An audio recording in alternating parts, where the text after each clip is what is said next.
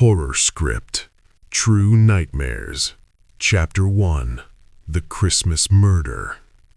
You ever move somewhere new as a kid and realized later that place had demons hiding in plain sight?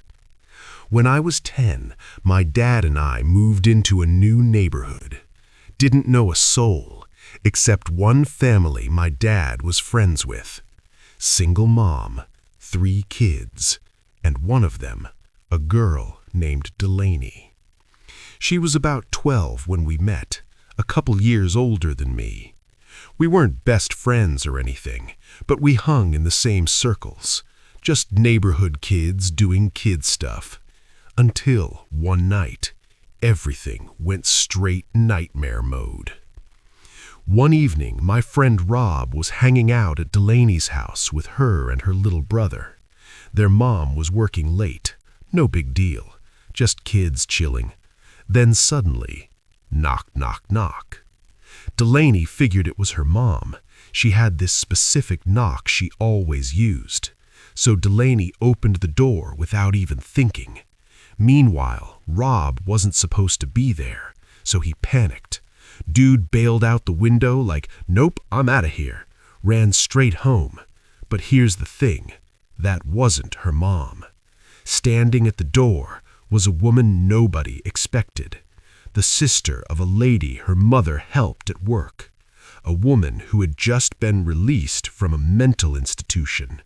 And somehow, she knew exactly where they lived and exactly when their mom would be gone.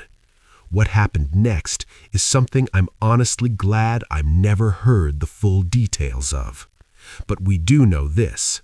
Delaney's little brother escaped, ran to the neighbor's house, called the police, but it was already too late. A week before Christmas, that woman brutally murdered Delaney, decapitated her, left her body in the bathtub, even hid her head somewhere inside the house. Police had to search through Christmas presents to find it. I wasn't allowed to go to her funeral, but honestly, I'm not sure I could have handled it. Chapter 2, Grandma's Last Regret. Some old people look harmless, sweet, fragile, but sometimes they're the most dangerous person in the room. This happened to my wife's grandmother about 15 years ago. Her husband had passed away, so she volunteered at the local library to stay busy. It was winter, and the library closed at 5 p.m., meaning by the time she walked home, it was already getting dark. Another volunteer offered her a ride, but she waved him off. "Thanks, honey, I need the exercise." Her house was about a mile away, through a quiet wooded area in South Texas. About halfway home, she noticed something. Footsteps behind her. Someone walking the same direction. At first, she ignored it, but the guy kept getting closer, closer. Soon, he was right behind her, matching her pace, not saying a word, just breathing. She could literally feel his breath on her neck. Her driveway was just ahead, about 150 yards, almost safe. Then suddenly, a hand grabbed her shoulder. A rough voice whispered in her ear, "Don't turn around. Hand over the purse or I'll cut you." She paused for 1 second, then calmly stepped forward, turned around, reached into her purse, and bam! Shot the guy in the neck with the .38 she kept inside. Turns out, Grandma didn't carry lipstick, she carried heat. The guy survived, spent 5 years in a prison hospital before dying from complications. Grandma passed away last year, but until the end, she always said one thing: I should have waited a second longer before pulling the trigger. Chapter 3, The White SUV. When I was a kid, my sister used to babysit me. She was 7 years older, and she smoked like a chimney. Our parents made her smoke outside, so I'd follow her out sometimes, just messing around, being an annoying little brother. One afternoon, she noticed something weird. At the end of the driveway, a white SUV was parked in the road. Windows tinted so dark you couldn't see inside, not even a little. It just sat there, watching. Then, when she went inside, it drove down the road, parked in a church lot, and waited. Then she came back out for another cigarette, and boom, the SUV came back.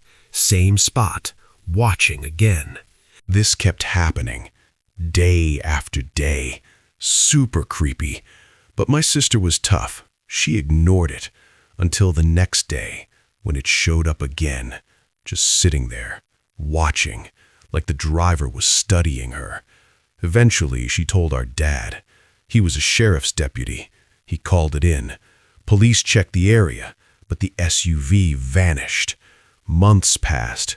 Nothing. Then one day, 9 months later, the SUV returned, like it never left. One evening, my sister finally had enough. She told me to stay in the carport, then started walking toward the SUV. Halfway down the driveway, she suddenly froze. Later, she said, "I felt it, like if I took one more step, I'd die." Pure terror locked her in place. She turned around and went back inside. A few nights later, the SUV showed up again, but this time our parents were home. My sister told me to run inside and tell Dad, so I did. Dad grabbed his gun and walked down the driveway. The SUV instantly floored it, tires screaming, peeling onto the highway. Dad caught a few details, the year, the model, but the scariest thing, the license plate was completely covered in duct tape. We never saw it again. Chapter 4. The Man in the Bedroom. Narrator. I was about 4 or 5 when my parents separated. My mom and I lived in a small 2-bedroom apartment. My room was across the hallway from hers, but I usually slept in her bed. One summer night, I woke up. The room felt weird. Our cat was sitting in the doorway, just staring down the hallway. That was strange. Normally, he slept with us. Then he walked into my bedroom, meowed, like he saw something. I woke my mom up. "Mom, something's wrong." We looked toward my bedroom, and that's when we saw him.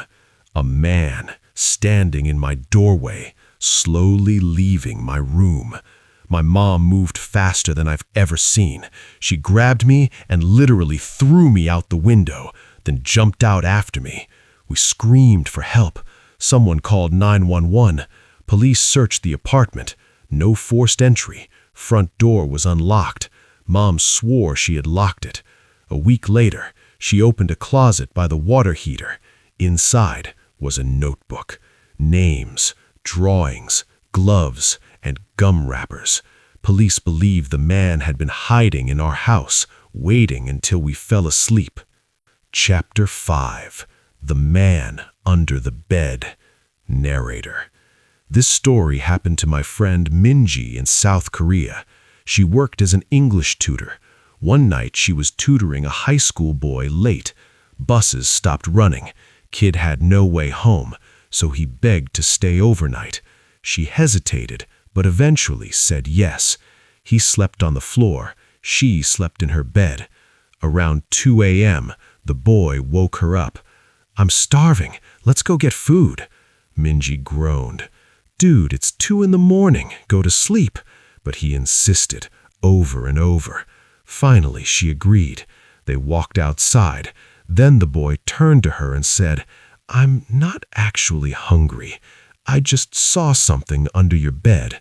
There was a man sleeping there." Police came later and discovered something horrifying. A homeless man had been living in her apartment for 2 months, sleeping under her bed. The boy only saw him because he was lying on the floor and had a clear view underneath. Chapter 6. The Desert Trap. Narrator. Some traps don't look like traps.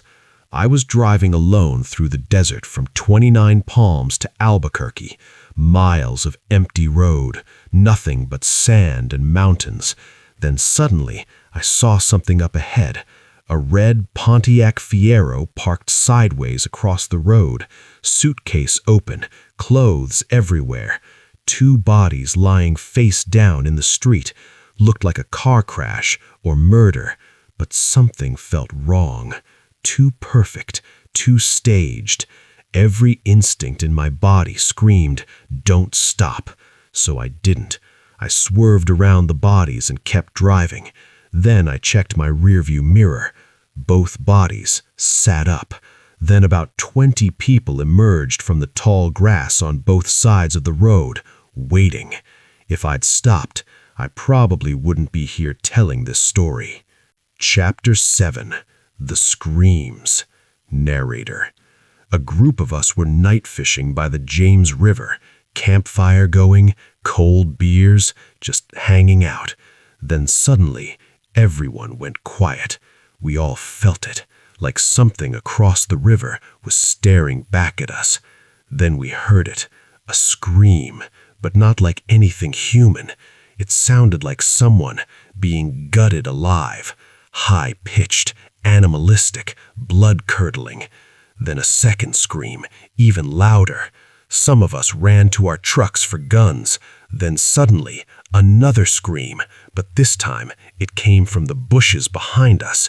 We didn't stick around to find out what it was. We grabbed our trucks and got the hell out of there. None of us ever went back.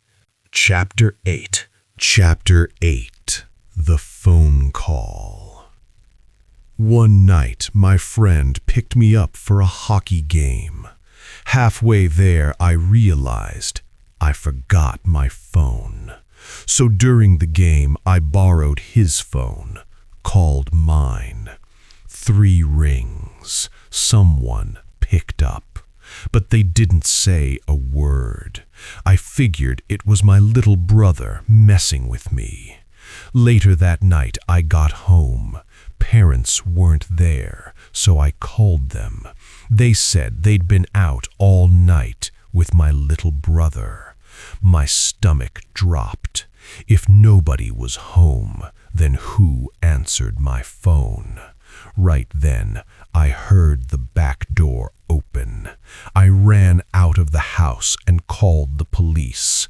Someone had been inside, waiting. Chapter 9. The Closet Watcher. A family moved next door once. They had a son, 19 years old, total psycho vibes, obsessed with slasher movies, loved tormenting animals, and for some reason, he always tried talking to my 7-year-old daughter. I warned him to stay away. Things got weird after that. My daughter kept saying someone lived in her closet. We thought it was just imagination, until one night, my wife and daughter stayed at my mom's house.